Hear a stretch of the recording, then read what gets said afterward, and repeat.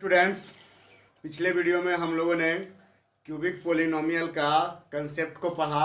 अब जो है हम लोग क्यूबिक पोलिनोमियल के क्वेश्चन को बनाने सीखते हैं, तो थोड़ा सा केयर करिएगा। पहले क्वेश्चन हम नोट कर दिए हैं कि आखिर क्वेश्चन क्या है और उसके बाद उसको बनाते कैसे बनाया जाता है। तो यहाँ पर क्या है क्वेश्चन कि वेरीफाई करिए 3 - 2 and 1 are the zeros of the cubic polynomial px equal to x cube minus 2x square minus 5x plus 6। इस पोलिनोमियल का 3 - 2 और 1 जीरोज है, ये चीज वेरीफाई करना है। And verify the relation between its zeros and coefficient, और इसके जीरोज और कोफिशिएंट के बीच का रिलेशन वेरीफाई करना है। तो आप लोग पहले भी इस चीज को जानते हैं, रिलेशन 3 बताए हैं क्यूबिक पोलिनोमियल में, तो वो तीनों रिलेशन को वेरीफाई करना है और साथ ही साथ ये वेरीफाई करना है कि 3 - 2 और 1 जो है इस पोलिनोमियल का जीरोज है। तो वेरीफाई करने के लिए आपने क्लास 9 में भी बनाया है कि कोई जीरोज है या नहीं। ये वेरीफाई करने के लिए एक बेहद ही तरीका होता है कि उस पोलिनोमियल में उसका वैल्यू जब पुट करते हैं तो पूरा पोलिनोमियल अगर जीरो हो गया तो वो जीरोज है, पूरा पोलिनोमियल जीरो नहीं हुआ तो वो जीरोज नहीं है। तो यहाँ पर देखिए सॉल्यूशन में कि px इक्वल टू क्या दिया हुआ है, x³ minus 2x square minus 5x और प्लस 6। अब उसके बाद हमको चेक किसको करना है, 3 को -2 को और 1 को, ये तीनों को चेक करना है। तो बारी बारी से वैल्यू पुट करते हैं। तो पुट पहला x बराबर क्या पुट करोगे, 3 पुट किया। अगर पुट करने के बाद जीरो आ जाएगा तो जीरोज बोलेंगे, जीरो नहीं आएगा तो जीरोज नहीं बोलेंगे। तो यहाँ पर देखिए कितना हो गया p, और x के जगह पे क्या हो गया 3। तो इधर भी जहां जहां x दिखेगा वहां 3 रखेंगे। तो x³, तो यहाँ पर x का वैल्यू 3, लेकिन x का क्यू है तो 3 का क्यू, -2 × x स्क्वायर, तो 3 का स्क्वायर, और -5 × 3 और प्लस 6। तो p3 इक्वल टू कितना आया, तो 3 का क्यू होता है 27 माइनस 3 का स्क्वायर 9, 9 2 जा 18, और उसके बाद -15 और उसके बाद प्लस 6। अब p3 इक्वल टू क्या हो गया, तो आप लोग जानते हैं पॉजिटिव पॉजिटिव के साथ और नेगेटिव नेगेटिव के साथ जोड़ते हैं। तो 27 और प्लस 6 ये जुड़ करके हो गया 33। दोनों पॉजिटिव को पॉजिटिव के साथ जोड़ दिए, और ये -18 और -15 दोनों ही नेगेटिव है, तो नेगेटिव को साथ नेगेटिव के साथ जोड़े थे 33। ये फाइनली घट करके p3 इक्वल टू क्या आ गया, 0। तो p3 इक्वल टू 0 आया, तो यानी 3 पुट करने के बाद ये पोलिनोमियल 0 रिजल्ट दिया, यानी 3 इसका एक जीरोज है। अब चलिए दूसरा फिर सिंस देकर के पोलिनोमियल लिखते हैं। तो पोलिनोमियल मेरा क्या है, px equal to x³ minus 2x square minus 5x plus 6। अभी दूसरा क्या वेरीफाई करना था, तो पुट दूसरा क्या वेरीफाई करना था, -2। तो put x equal to -2, x के जगह पे अभी क्या पुट करिएगा, -2। तो -2 पुट करने के बाद यहाँ पर क्या हो जाएगा, p -2 इक्वल टू x³, तो यानी -2 का क्यूब, -2 × x स्क्वायर, तो -2 का स्क्वायर -5 × 2 और प्लस 6। लिसन मी, तो p -2 का वैल्यू क्या हो रहा है, तो -2 का क्यू होता है -8, और -2 का स्क्वायर प्लस 4 और 2 जा तो -8 हो जाएगा, और ये -10 और प्लस कितना हो गया, 6, प्लस क्या हो गया 6। तो यहाँ पर ध्यान देने, सॉरी यहाँ पर -2 पुट होगा तो यहाँ पर कितना हो गया, ये +10 हो जाएगा। तो आप देखिएगा p -2 इक्वल टू, सॉरी इधर p -2 इक्वल टू क्या हो गया, तो p -2 इक्वल टू, तो -8 -16, और उसके बाद +10 और प्लस 6, यानी +16, और +16 और -16 ये क्या देगा, 0। तो p -2 इक्वल टू 0।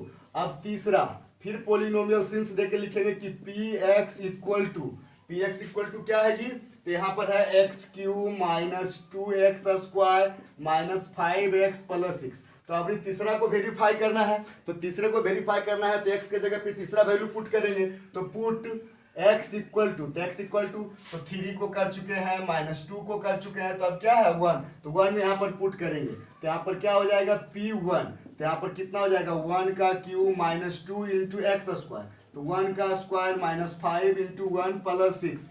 तो p1, तो p1 1 का क्यूब 1 होता है, -2 × 1 का स्क्वायर 1 देगा, और -5 × 1 5 और प्लस 6। तो यहाँ पर फाइनली क्या आ जाएगा, p1 equal to 1 -2 -5 plus 6।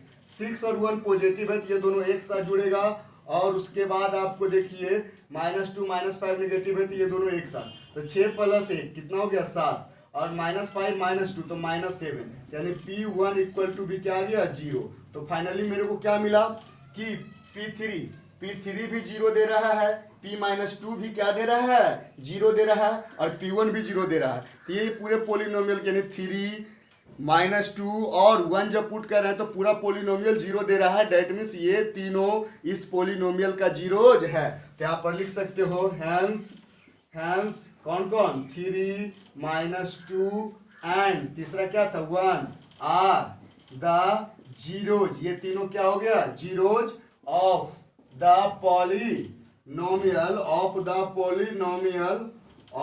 Polynomial px, polynomial px का जीरोज है। तो ये हो गया कि ये जीरोज है, ये वेरीफाई किए।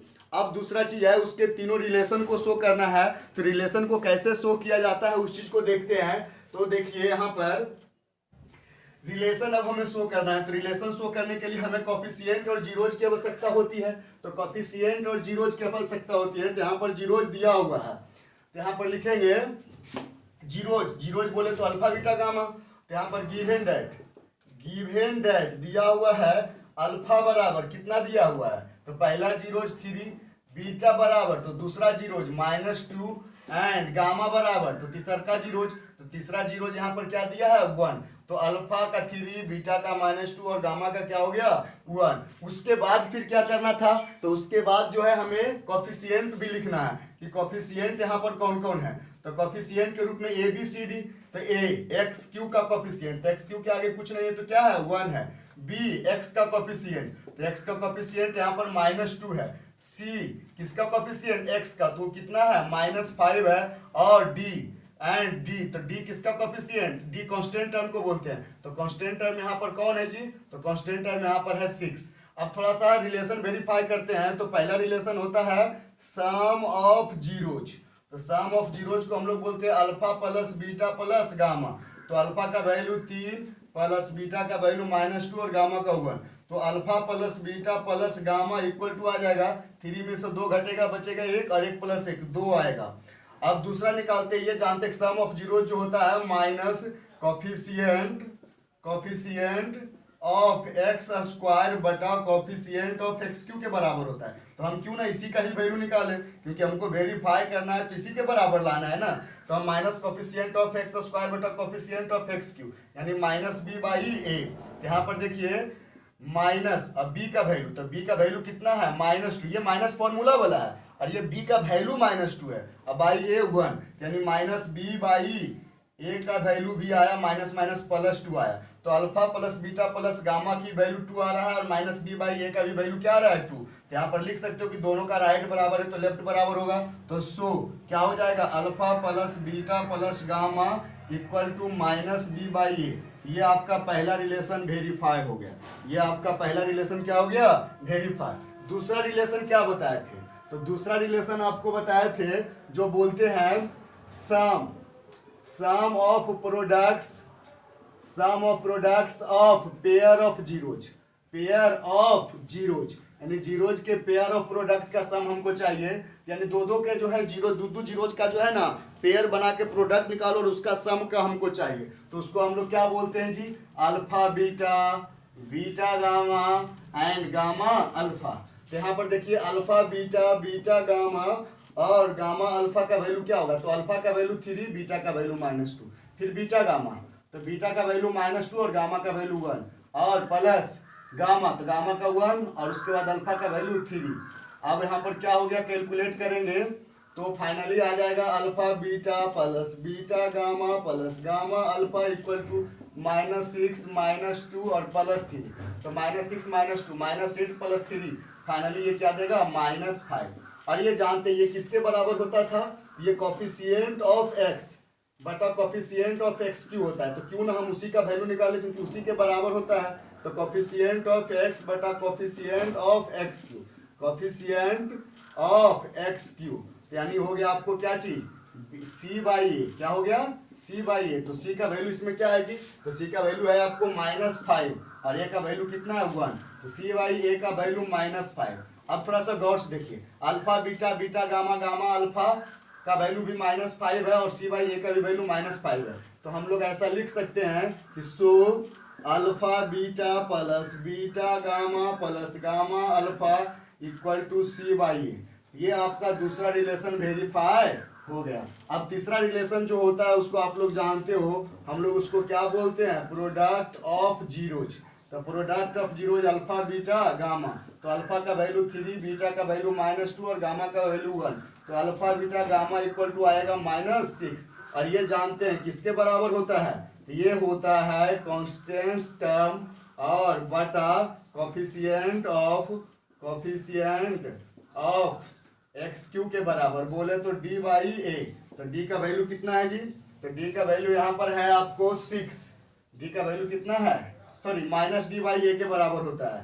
तो d का वैल्यू कितना है, माइनस, ये फॉर्मूला का माइनस है और d का वैल्यू 6 है और a का वैल्यू 1, यानी -d/a के बराबर होता है -6। तो अल्फा बीटा गामा की वैल्यू -6 आया और -d/a का भी वैल्यू -6 आया। तो सो हम लिख सकते हैं alpha into beta into gamma equal to -d/a। ये आपका तीसरा रिलेशन वेरीफाई हो गया, ये थर्ड रिलेशन वेरीफाई हो गया। तो ये आप हो गया कि अगर किसी क्यूबिक पोलिनोमियल का जीरोज दिया हुआ रहे और कहे कि वेरीफाई करो कि वो उसका जीरोज है, तो आप इस प्रकार से वेरीफाई कर देंगे जैसा कि अभी बताया था। और उसके बाद कोफिशिएंट और जीरोज के बीच का रिलेशन निकालने बोले तो आप इस तरीके से कोफिशिएंट और जीरोज के बीच का रिलेशन निकाल सकते हैं। अब थोड़ा सा आगे बढ़ते हैं।